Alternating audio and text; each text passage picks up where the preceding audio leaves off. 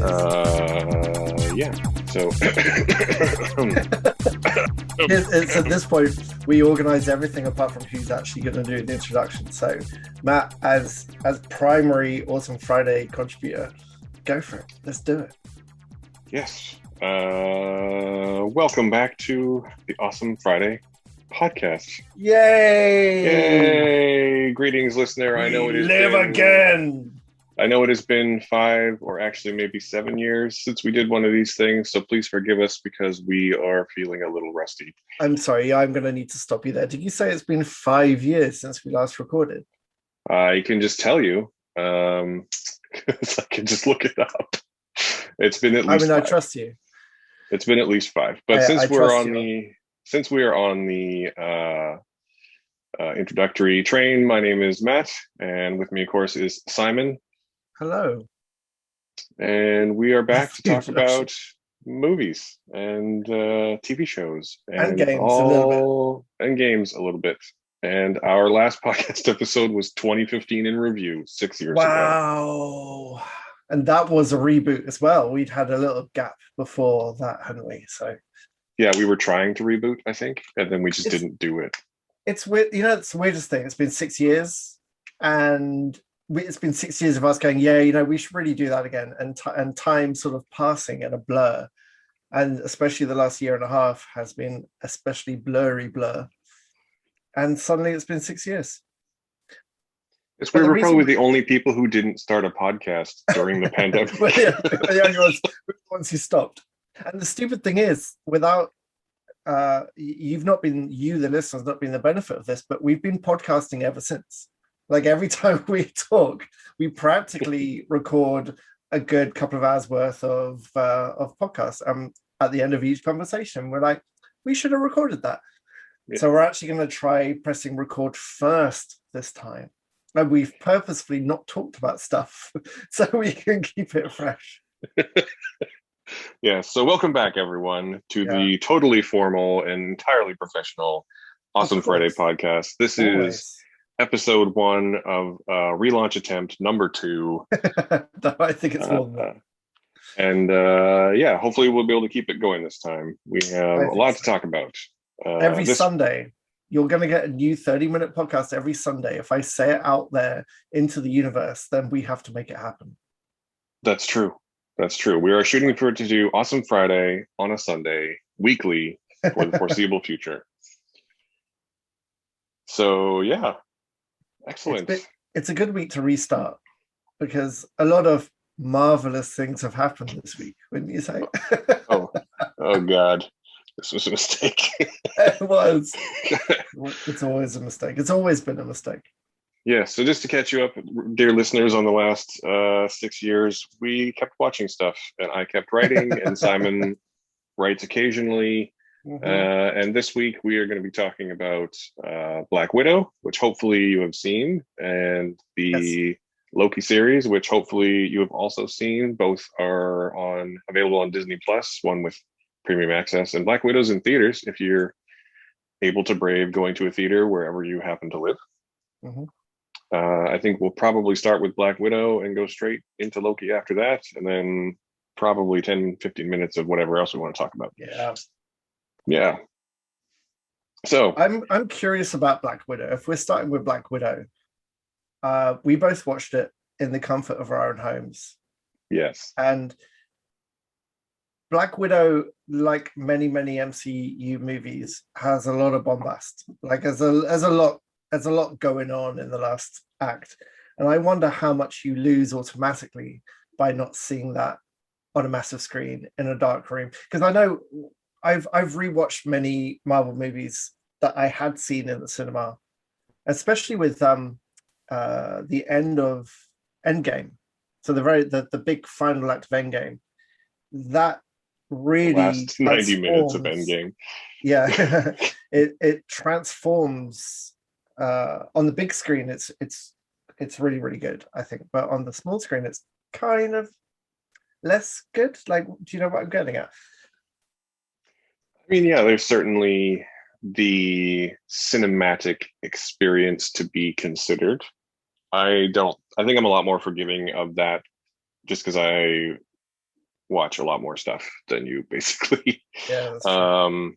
Like I don't think, but definitely there's definitely moments that will never be the same in home viewing as in theater. Like, and I'm going to go ahead and say right now that I don't think that Black Widow necessarily has one of those moments, but definitely moments like Cap lifting the hammer in Endgame would just not be the same outside of a theater for the first time. Sure.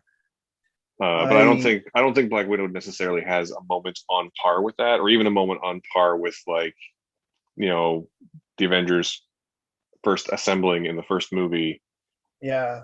You know, like Yes, I agree with you that not stand-up moment. Can we do spoilers? Are we spoiling?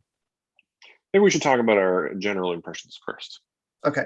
Because the part I want to talk about is a tiny little spoiler, but tell me what you think. What's your opinion? I know you've written a review, but you've had a few days to kind of percolate over that. What do you think about Black Widow now you're a week out of it? Oh, I mean, I still like it. I ranked it. I did my Marvel ranking recently, and it came in at number 10 out of 24, which is also just bonkers when you think about it. Yeah. I thought it was a very solid movie. I mean, it's basically just a Jason Bourne movie, if you really want to boil it down to influences. But for me, I mean, if I had a criticism, I've had lots of criticisms, but my week later or 2 weeks later, whatever it is, criticism of Black Widow is really that as much as it's called Black Widow, the star of the show is really Florence Pugh as Yelena. Oh, absolutely. Like, her character is the one that, in a lot of cases, drives the plot. Her character is the one that gets the most interesting exposition and character moments, probably because she's new.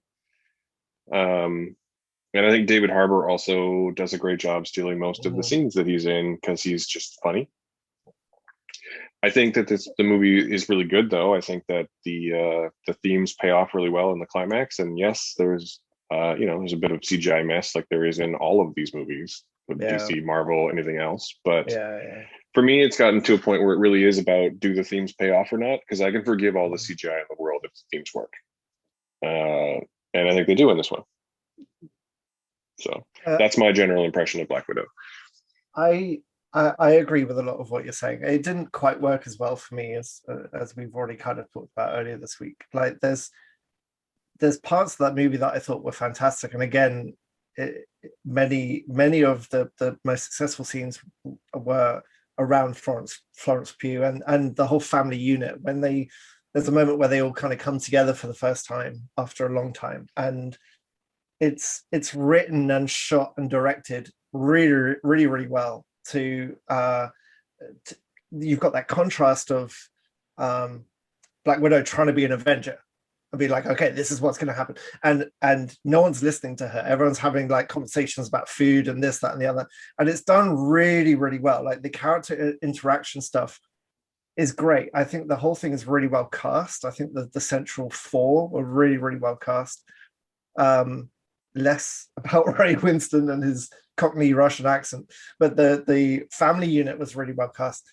And for me, those were the highlights. And then the rest of the movie had so many tropey moments, like the little things I really hate, like someone who is an expert at hiding being found easily. Like, surprise, she was found easily. Like, her training, she's able to disappear from America and go to Norway, like completely undercover, and live off the grid, and use her contact to get whatever she wants. And she lives in this like beautiful fjord in a mobile home, and you just know it's coming because you've seen this before. You know that, surprise, she's going to be found instantly. Like, I'm done with that trope. I don't need to find.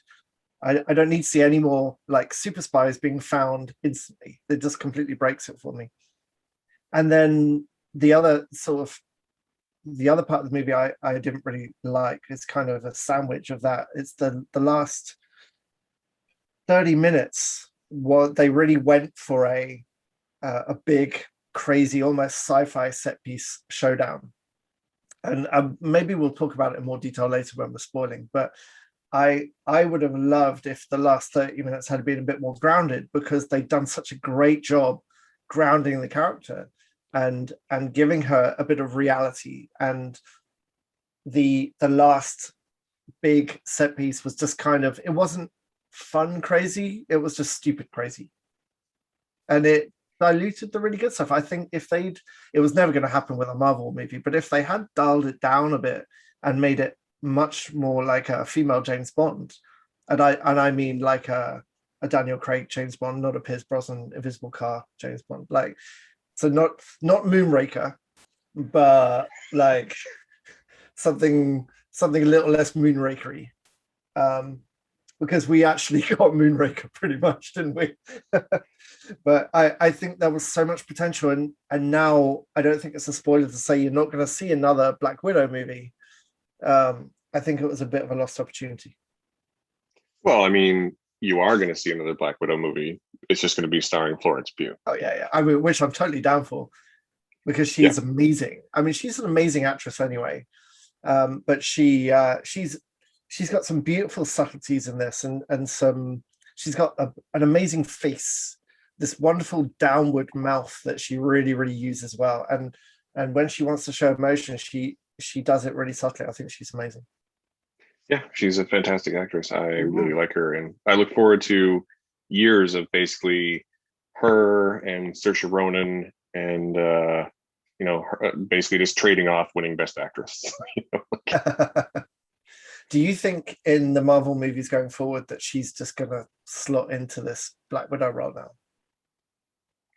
now? Yes, we should talk about that after we decide to move into spoilers, which maybe we should. I think we've given our, it's been 5 minutes, so we should talk about the juicy stuff.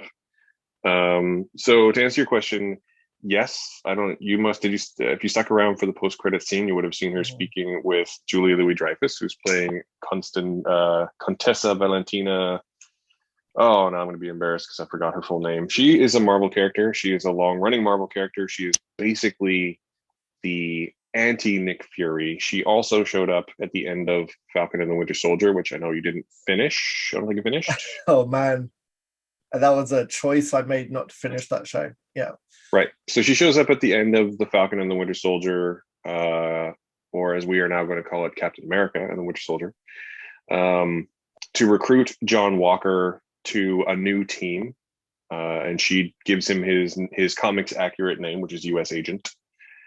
And it's clear to me that she is building a government-sponsored team, which I imagine they'll call it the Thunderbolts, because that is what it's called. One of them is called in the comics. And I imagine they're going to follow some version of the Dark Avengers storylines they've variously done over the years. So John Walker will slot into the Captain America role, and Florence Pugh's Yelena will slot into the Black Widow role. And then there's tons of speculation out there about who's going to be the rest of the, quote, Dark Avengers. So are they antagonists, or are they kind of a Suicide Squad of dark protagonists? Like, are they good or are they bad? Are they going to be the next big bad? So they're definitely not going to be the next big bad, but they're going to be the more morally ambiguous version of the Avengers. And clearly, so this is actually, we can get into Marvel theories later, and I think Loki ties into this more than a little bit. And there's some speculation that Sylvie from the Loki series will slot into this somehow as well. But Marvel seems to be building in a couple of different directions in Phase 4, and they're all super interesting. But this particular one seems to be building towards a Dark Avengers story. But they also seem to be building towards a young Avengers story, with Hawkeye training Kate Bishop in his upcoming series, with the appearance of Vision and Wanda's children, who will be multiversed back into existence, I'm sure, sooner than later, with Kid Loki in the Loki series. And I imagine my sort of guess is, and this is it's educated, but it is a guess, is that eventually there'll be the government sponsored, like, we're the Avengers, they'll do a big show and dance like they did with John Walker in that series. And then the kids are basically going to be like, fuck this. and go out and do their own thing. I think they're currently building a Thunderbolts team, but I think they're building a Thunderbolts team so that they can have a story to tell when they launch Young Avengers, because that's what they're building towards. And correct me if I'm wrong, because you know way more about this than I do, but weren't the Thunderbolts a General Ross thing, and he's back in the latest Yep. couple of movies as well. He's General popped up again. Thaddeus Thunderbolt Ross. That's where Right. they get their name Okay. from. Right. That's why the Thunderbolts. So do you think he's going to get involved in this somehow? And I are mean, we for ever the going to sake, see Tim, what's his face, as Abomination again? That's the most important thing. well, so to answer your questions, yes, because I think that he's here in Black Widow for that reason. I think he's here because he's I think the story will be that he's building the team that he wants out of, because he didn't get the team that he wanted. He didn't get the control of the team that he wanted out of Civil War, right? What he got was the team sundered for whatever. And what he wanted was control of the Avengers. And I think that this team he's building will be the team he can control and direct, right? In the same way that he was involved in trying to recreate the super soldier serum in The Incredible Hulk. He's looking for a weapon he can direct. And I think that's what he's building toward. What was the second question? About Tim, what's his name? Tim, the English actor. So I don't know if Tim Roth will come back as Abomination, but we know that Abomination is going to be in Shang-Chi later this year. Oh, that's right. So I don't know if it'll be Tim Roth, but Abomination is literally in the trailer for Shang-Chi and the Legend of the Ten Rings, fighting what appears to be Wong from Doctor Strange. So yeah, I mean, I'm looking forward to that movie. That looks like Marvel made a kung fu movie, and I'm into it. It does, yeah. I don't know anything about that character at all, so yeah, the trailer. Yeah, but that's the beauty. That's the beauty of the Marvel Cinematic Universe at this point, is that you don't have to. I think a lot of times we comic book nerds know something is going to happen, and then we think about all the comic stories, and we forget that the great strength of a movie like Iron Man is that it removed 30 years of confusing continuity and distilled the best parts of it into a movie. Right. So I think not knowing it is not a thing anymore. Yeah. I think we also, comic book nerds, have to remind ourselves every once in a while that we've won. Superheroes are the biggest thing on the goddamn planet. Yeah. You can learn as you go. Yeah. Okay, if we're spoiling Black Widow, I want to talk about the last act, the final fight. So their end game is to kill Ray Winston, who is the most cockney Russian mobster you've ever heard, and they can't find him because he flies under the radar. And the big pun is, you wanted to know how he flies under the radar, and he's literally in like a Cloud City style flying fortress in the clouds. His own helicarrier, basically. So this is my problem. So they infiltrate, and of course there's a plan, and of course this thing falls. This thing falls for a long time, and I'd like someone to do the maths on how long this thing falls for, because I think we might have another Fast and Furious airport on our hands, because this thing falls for a long time. And well, to be fair, they only take out one of the engines. Okay, all right. Let's do the science of it another time.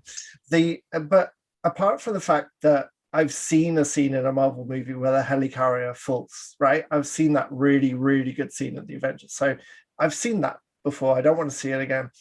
But when everyone starts fighting while free falling, while running on debris, I was just wishing that he'd just been in a Nakatomi Plaza skyscraper, where they had to just to fight their way to the roof, or somewhere that's on the ground, because it turned into a video game cutscene, and all the goodwill of the earlier part of the movie was just gone for me completely. Yeah, I mean, I will say that another criticism I might have of the movie is that I think it does a bad job of establishing whether or not Natasha or Elena or any of them, I mean, other than Alexei, Red Guardian, I think it does a really bad job of establishing whether or not they're actually enhanced individuals.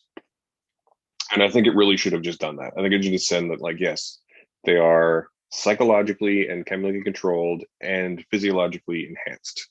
Because that would also just make her participation in the Avengers make more sense too.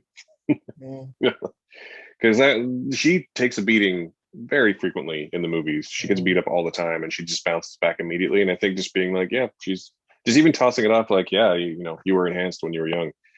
Wasn't as good as the Captain America serum, but yeah, don't they explain it as the conditioning they got in the Red Room, though, to take punches and to be like super people without being enhanced. I mean, again, it's all sort of implied. Yeah. There's no real. I mean, the training is shown in multiple movies. Whether or not it's just like psychological or the fact that they are enhanced people, because it would just make sense for them. There's so many super soldiers now. Like, there's no reason to not make them enhanced. There's a couple. Yeah. I think maybe that might have something to do with the fact that Black Widow was supposed to have come out over a year ago.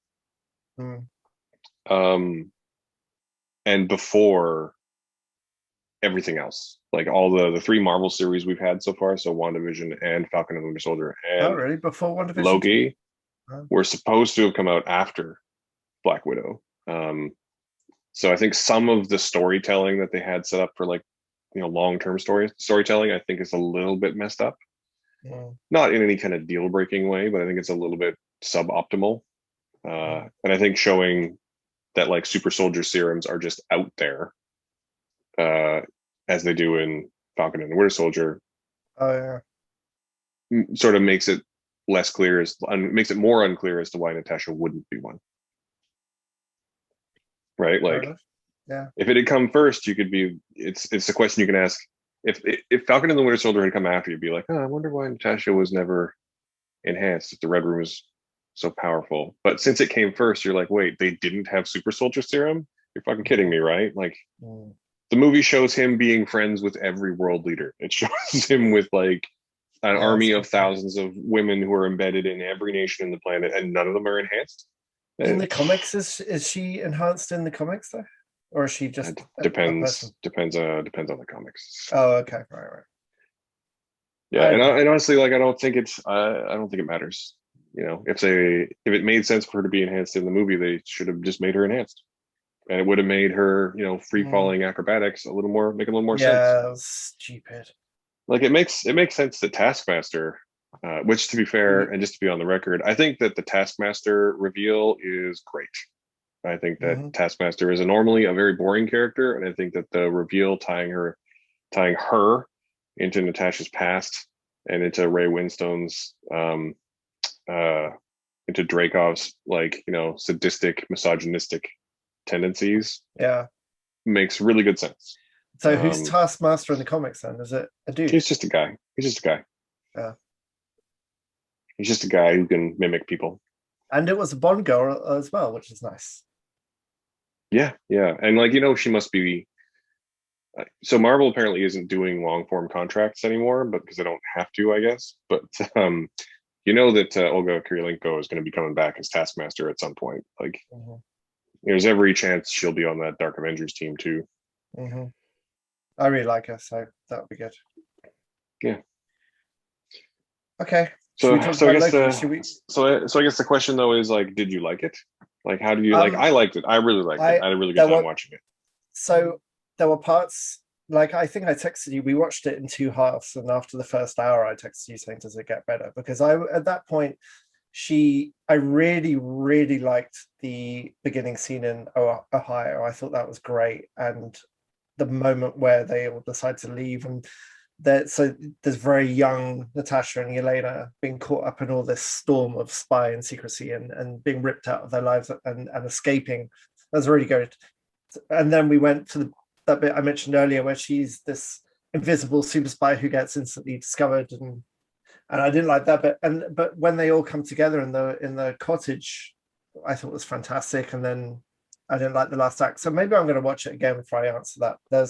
There's lots of it I really liked. I really liked Scarlett Johansson as an actress, and I was happy she had more moments in this to actually act rather than what she does in the Avengers movies. And like we said before, Florence Pugh was great, Rachel Weisz is great, and even David Harbour, who I don't usually, I haven't seen much of him, but I thought he was really good in this too. So I do really want to like it. I think I ranked it 12. I'm doing my own ranking, and there's so much in that kind of makes me wish they'd made a more grounded movie.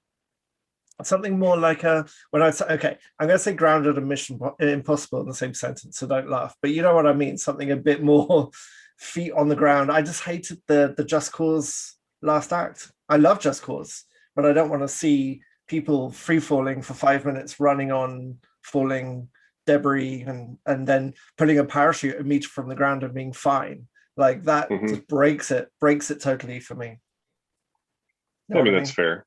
I don't think we're gonna not get big CGI moments in the Marvel films at this point. Maybe the series, but even the series are having big CGI moments. But I mean, this is a perfect moment to jump to Loki, because that's true. So can we talk about the end of Loki, or are we just? Yeah. So let's just say that sounds like Simon's at like a 3 out of 5 on Black Widow. I'm at a 4 out of 5. And we're going to move on to Loki, and we're going to go straight into spoilers of Loki. Loki has had 6 episodes. You've had 6 weeks to watch it. We're going to talk about the end.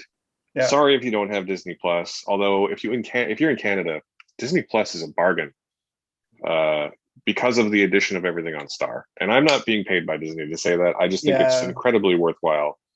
They've done if you want to watch. Sorry, go ahead. No. I was gonna say, if you want to watch the Alien movies, Disney Plus. If you want to watch, we watched another horror movie just the other day. I can't remember what it was, but lots of stuff is on Disney Plus. They're doing a couple of original series. One called The Mysterious Benedict Society, which is basically Famous Five, and we're watching that at the moment. And my kids love that. And Tony Hale is both the protagonist and his evil twin brother, and he's having a great time. So yeah, there's lots of good stuff on Disney Plus. Absolutely. Okay, but let's. Loki finished its 6-episode run with a conversation, basically, and so do you want to try and recap the last episode for our intrepid listeners, or just the series in general? Yeah. So Loki steals this stone that Matt's going to tell you about because he remembers stuff like that. In Loki touches a blue square thing that makes him so in Avengers Endgame, when they go back in time, Loki of 2012, who in the timeline we know and love, has been arrested and sent back to Asgard, but because the Avengers are time traveling, they knock the Tesseract loose. Loki grabs it and teleports away, creating a branched timeline. This is why you do the summaries. Yes. The series picks up from exactly this moment. So it's interesting to note that all of the character development that Loki gets in the subsequent films, being Thor: The Dark World, Avengers, Infinity War, Thor: Ragnarok, all of them, is not present in this version of the character. Through the course of the series, he is arrested immediately by the Time Variance Authority, which we quickly learn is in charge of maintaining the, quote, sacred timeline, which is the Marvel timeline. And anytime any kind of reality branches happen, something happens that it's not supposed to, like Loki grabbing the Tesseract and getting away, they show up and they arrest the people involved and they purge that timeline. And their goal is very altruistic. It's to keep the flow of time stable.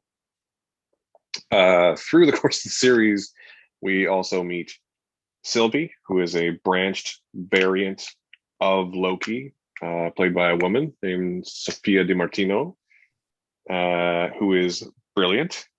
And we learn lots of things about the TVA and their mission.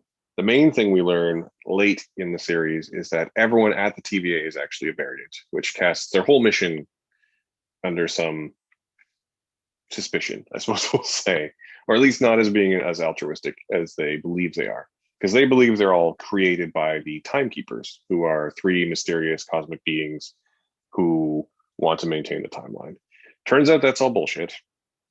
And so in the second to last episode, Loki is pruned from the timeline, and it turns out instead of that killing you, it sends you to the end of time.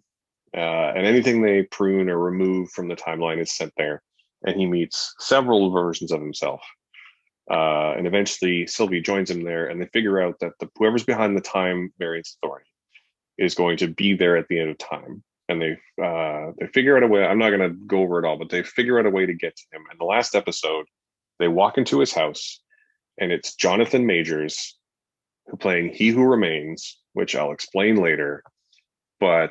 And they then proceed to have a conversation where he says branched versions of myself are incredibly smart and not all good, and they caused a huge war between various branched realities, and only me keeping this sacred timeline stable stops that from happening. And the rest of the conversation is your choice is you two can kill me and cause chaos, or you can take my place and keep the timeline stable. And then they talk about it for 40 minutes, and it's great. It's amazing. It's an amazing piece of theater, and it's beautifully shot as well. I mean, the direction of the whole series has been absolutely exceptional. And that combined with the design, it's got this beautiful kind of, all the technology looks like it could be late 70s technology, but it does this. Oh, it's like absolutely like Roger Moore era, yeah. Roger Moore era Bond technology is what we're talking about, like Logan's Beautiful. Run technology. I just want it all. I just wanted all those glowing little buttons in my room. And the direction has been fantastic all the way through. But what I loved is at the end of episode 5, where they finally stand with a shot behind them, looking at this castle, and you think, well, this is leading to a battle. Like, and the final episode is a philosophical conversation about the nature of time and choice and decision and identity and personality, and it's just amazing. It's amazingly done, and it's very similar to kind of in the Matrix Reloaded, where Neo meets the architect and they have a conversation about the structure of reality. But whereas that was very deep, and all I can think about is the Will Ferrell SNL version, where he just sprouts big words without really knowing what any of it means. This was, you could follow it, and the actor I didn't know, but apparently he's done some other good stuff. But he managed to find this kind of gray area between sane and absolutely insane, and really paint this picture of how he was holding everything together. And I had no idea he had this big comics history, but it was one of those endings that somehow pleased people like me who are completely ignorant of who he actually was, people like Matt who knew everything about who he was, and critics of the actual show as well. I thought it's just exceptional, amazing ending. And Tom Hiddleston was just incredible all the way through. Yeah, I think it's really interesting too. I think measuring the fan reaction for me has been one of the most interesting things as well. I think it's been interesting because I feel like a lot of fans don't actually watch these shows that closely. But there's already been a ton of online chatter about how Loki betrayed Sylvie when literally the opposite thing happened on screen, which is really frustrating. Not that he sold her out or anything, but that like he promised, I'm going to follow you, I'm going to support you in your plan. And then when she tried to execute her plan, he was like, maybe we shouldn't do this. The show ends on a huge cliffhanger where Sylvie kicks him through a time portal back to the TVA, and he meets up with Owen Wilson and Wunmi Musaku as Mobius and Hunter B-15, who he's known through the whole series so far, and they don't know who he is because now he's in a branched reality. And I think I think season 2 of the show, I think the most interesting thing of the show, the biggest shock of the show to me, is that I was completely expecting a self-contained 6 episodes. And this is very much a season finale, not a series finale. I was expecting this to need to be carried on in, I mean, maybe another Loki season or another Loki series, but called something else, or maybe focusing predominantly on Sylvie. I did not expect it just to be a straight up season 1, season 2 situation. Because to be fair, they've only done 2 series so far, but that's just not what they've done so far. And now we're left with the prospect of Tom Hiddleston Doctor Whoing his way through timelines, trying to find his way back. Yeah. And I mean, honestly, the other thing we haven't really talked about is that so Owen Wilson has a pretty major role in this as Mobius, like the main TVA agent that Loki interacts with. And he's great. He's great from start to finish in it. And I know that we sometimes forget that, comedic actors are actors, but he's a really good actor and he's really good in this series. Yeah, he's amazing. But the whole series, all of the quiet bits are the best bits. Like in the fifth episode, which I think is probably the weakest one because it's the most filler, Yeah, it's a bridge. but it's also one of the most interesting ones because we get to see Tom Hiddleston interacting. We can see Loki interacting with multiple versions of himself, one of whom is played by Richard E. Grant. And all of the bits where they're just sitting around and talking are great. Yeah. Like all of them, 100%. You know, one of my favorite parts of the whole thing actually talks about what you just mentioned about his character growth being different, because he, at the end of Avengers, he's not starting to grow in the way he does in Ragnarok and Endgame. And they show him a highlights video of everything from that point, like when he causes his mum to die in Dark World, and when he gets his neck snapped by Thanos. And Hiddleston's just reaction, it's like he finds his way through from one side to the other and comes out with all of that character learning, and just interweaves it with what he's already doing. It's just amazing, really, really amazing. And there were lots of really good character moments like that. Yeah, for sure. I think it is interesting. They basically got him caught up on 9 years of character growth in 30 minutes, basically. I got a question, but not, for you. But also not exactly the same, right? Like he definitely, while at the end of Loki, at the end of the series, he's definitely a better person and a better friend, and has self-actualized in a really interesting and thoughtful way, but not in the same way exactly that he did it through Thor Ragnarok. And I think that's also super interesting. Yeah, no, definitely. I got a question for you. So he touches the time stone, right? Or what's the stone that warps him out of the end of the Avengers? Whatever that blue glowy thing is. The Tesseract is the space stone. Right. So he touches the space stone and he leaves. And so him jumping out of that moment causes the TVA to take him and arrest him. Right. So yes, in that timeline, so none of the other movies that we've seen Loki in have actually happened now, right? Because he jumped away from that moment. Yeah, well, so that would be the implication, except in this particular case, the TVA shows up immediately and prunes that branch timeline. So they reset it, so they have happened. Yeah, because remember in the first half of the series, they have those like bombs they set off whenever they arrest someone, and that like removes all the matter from that branch of the timeline, and then they just go right. But now that they obviously the end of Loki has Sylvie killing He Who Remains and the timeline branching infinitely. So now, there's some timeline where that never happened. There's also a timeline, and this is maybe my favorite fact about the Loki series, but there's a timeline out there where everything happened exactly the same, but everyone's an alligator. The guys in Loki was the prime Loki out of the whole thing. It's true. Yeah. But just imagine that. Imagine Avengers Endgame, but everyone's an alligator. Or at least all the Asgardians are every MCU movie. Oh yeah.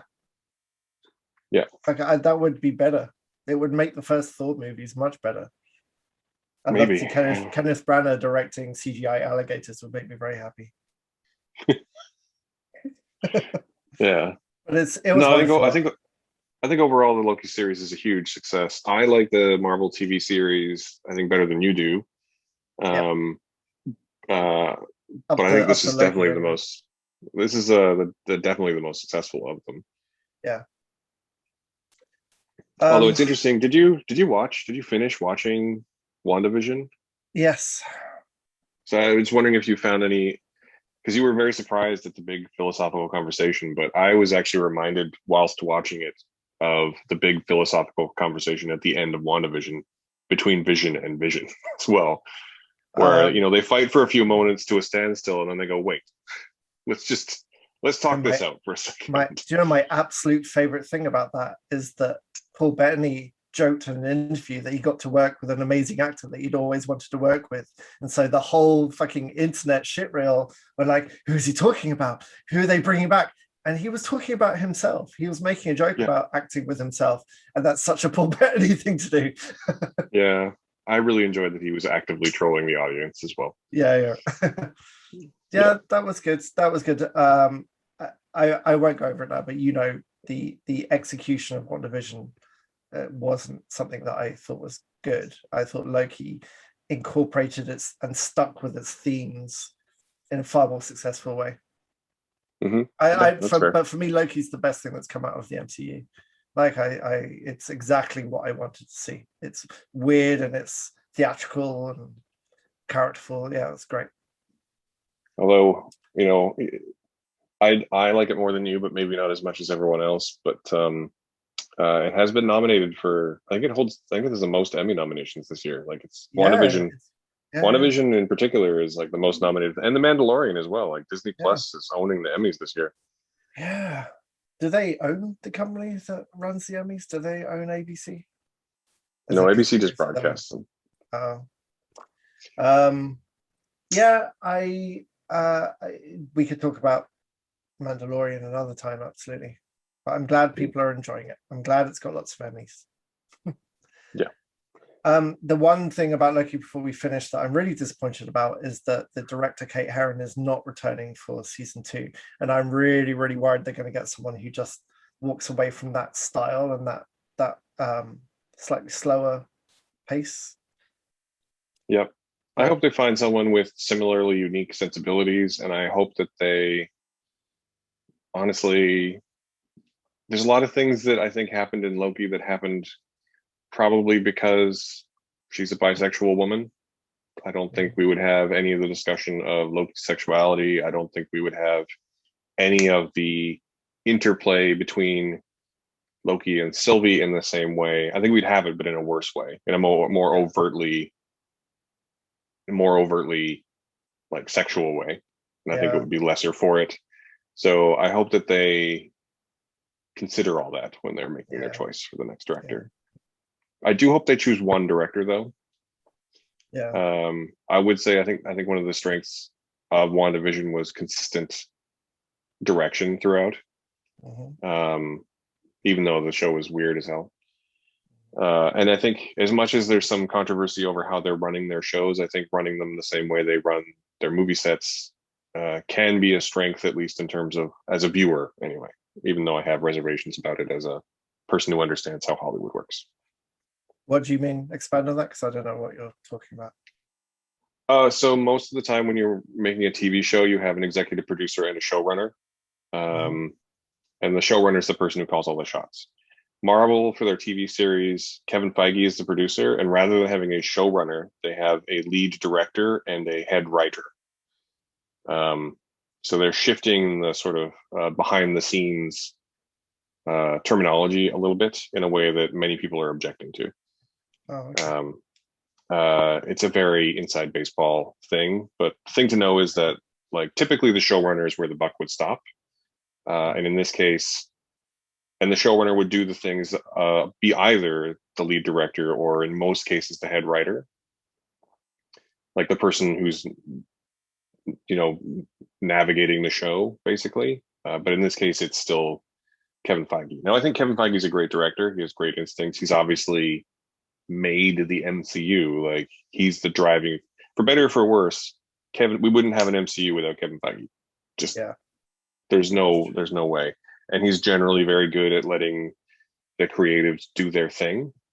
But I can definitely see how someone who's used to having a job as a showrunner coming to this show and just being head writer would be a little bit weird.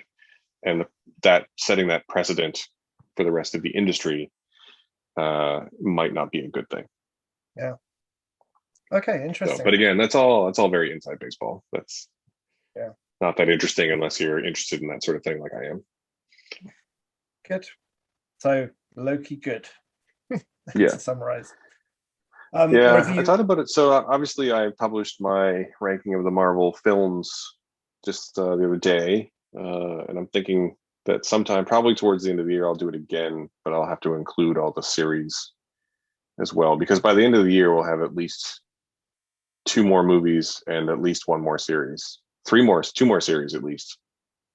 There's so much. Remember when the first time they said we're going to have 2 Marvel movies this year, and we were all like, no, surely not. Too much in a single 12-month period. We got 2 more Marvel movies coming this year. We got Shang-Chi in early Eternals, is fall, that, I and guess? Eternals at the end of the year. Right. Okay. And then we also have the What If TV series Oh, that in looks so good. August, Yeah. and the Hawkeye series as well as Mhm. before the end of the year. And there might be another one. I don't know. There's so much stuff. There are, I counted, there are, from today, there are 10 movies and 10 series scheduled before the end of 2023. Holy shit. Yeah. Well, I guess that they've had a year and a half to really put everything in line, haven't they? And they're going to make up for lost time. Yeah. Yeah, I think they are. Do you think they're going to go for another build up to another Avengers Endgame situation? They're going to take 8 or 9 movies working towards a central point? So I think, and just to expand a little bit, I mentioned before, I think that Marvel seems to be building in a couple of different directions. And one is this sort of like Dark Avengers, Young Avengers thing they're building towards. And the other is a multiversal bad guy story. We know that Doctor Strange is going to deal with this in some fashion because his next movie is literally called Doctor Strange in the Multiverse of Madness. And it's like the heaviest rumor in the world is that Tobey Maguire and Andrew Garfield are both going to be in the next Spider-Man movie, implying a multiversal connection there. I have many thoughts about that for another time. So the implication, though, we also know that Kang the Conqueror, played by Jonathan Majors, who played He Who Remains in this film, is going to be in Ant-Man and the Wasp: Quantumania. And He Who Remains explained again that the different variant versions of himself were the ones that caused the multiversal war that the TVA was trying to avert. So, I mean, I think I even speculated about this I wrote a thing about the end of Loki last week as well. And I think like they could literally have Jonathan Majors show up, be defeated, and die in every movie for the next 2 years, and he could never play it the same way twice, and it would make sense because everyone would just be a variant version of him. So yeah, they're building in two directions: Dark Avengers and Kang the Conqueror being a big bad. Sounds And interesting. to be clear, like He Who Remains is very clearly a version of Kang the Conqueror, like a variant version of Kang the Conqueror. Um, in the comic books, He Who Remains is literally just the last TVA agent who's responsible for going back in time and creating the TVA. um, but it makes sense that it would be maybe not a good version of Kang, but a not quite so evil version of Kang who was just trying to maintain the status quo, um, trying to avert total chaos Yeah. and impose order. Like that's all bad guys want to do, right? Impose their own order on things. Yeah. But I mean, Well, so it's entirely conceivable that like he could show up in Ant-Man and the Wasp and die, and then still come back and be the big bad for Spider-Man mhm, Far From No Way Home, and then mhm. they could encounter him in Doctor Strange 2, and they could encounter him. And in the comics, he is a distant descendant of Reed Richards, the leader, the patriarch of the Fantastic Four, which we know we're getting a movie from them before the end of 2023. So I imagine that'll tie things together before we finally get some big team up movie. That's the one thing they don't have on the books right now. They don't have a big team up movie. So I imagine at some point we'll get that, and Kang will be the bad guy, or maybe multiple Kangs will be the bad guy. And Jonathan Majors is a great actor, and even even if you hadn't seen him in anything else, he's so good in this episode as the Mhm. like half mad, living in isolation bad guy antagonist that you should want to see him more. Yeah, definitely. Well, cool. That's a lot of Marvel Yeah. coming. Um, so before we wrap up, what have you got on coming up? What are you watching next? You're covering a film festival at the moment. Have you got any more of that to do, or is that finished? No, so I've been covering the North Bend Film Festival, which is shockingly enough based in North Bend, Washington State. It's in Pacific Northwest Festival. It's super interesting. It's only 4 days. It was Thursday to Sunday, and I watched a few films from that. Some of which are under embargo until a day I can't talk about them.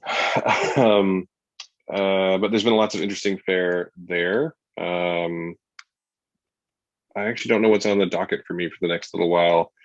I knew though that The Green Knight is coming from A24 and Elevation Pictures in Canada, and Jungle Cruise from Disney's coming soon. There's a sort of there's a period romance coming from Netflix next week called The Last Letter from Your Lover, which I actually have already seen. And then, yeah, festivals for the rest of the year. There's Fantasia in August and VIFF in September, and there's at least one more. I can't remember. There's a lot of them on the horizon. Man, you just need people to pay to do this stuff now. That would be nice. So go to Matt's Patreon and give him money if you want to read all about this. Please do that right now. Yeah, that'd be great. It's not free and it's not easy. So go pay the boy. Lots of money. Yeah.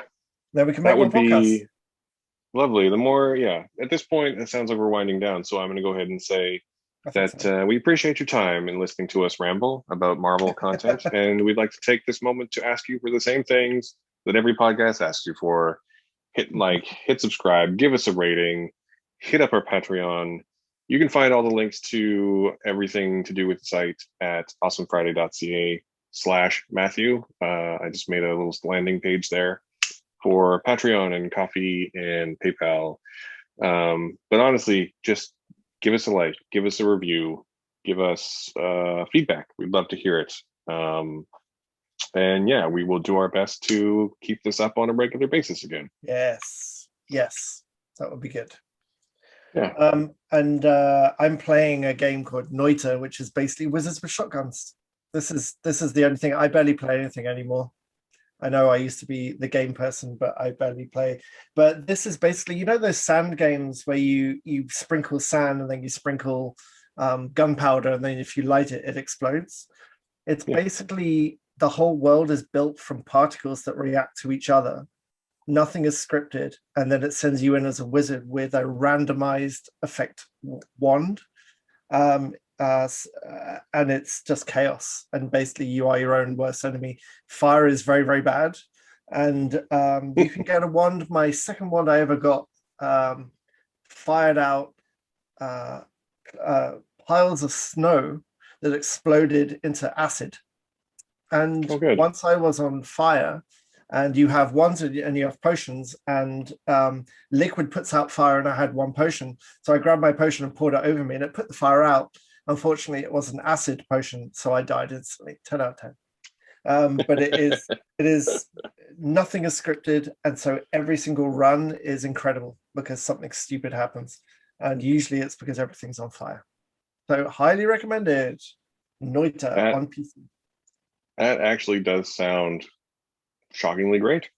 It's if it was on a console or Mac, you would have it by now. You would love this game. So hopefully it will get ported. It's only just come out of early access, so hopefully it will get some traction. But it's really, really good. Well, good. Okay. Well, thank you for listening for almost this hour. We almost made an hour. Amazing. Almost. And I think it's adorable. Every time we say we're going to keep it to half an hour, I think we're just being adorable. I can't believe my kids haven't come back yet, but we would very much like to do this again next week. So tune in, I hope, next Sunday for more podcast hijinks. Take care of yourself. Thank you very much, guys. We'll see you then. Bye.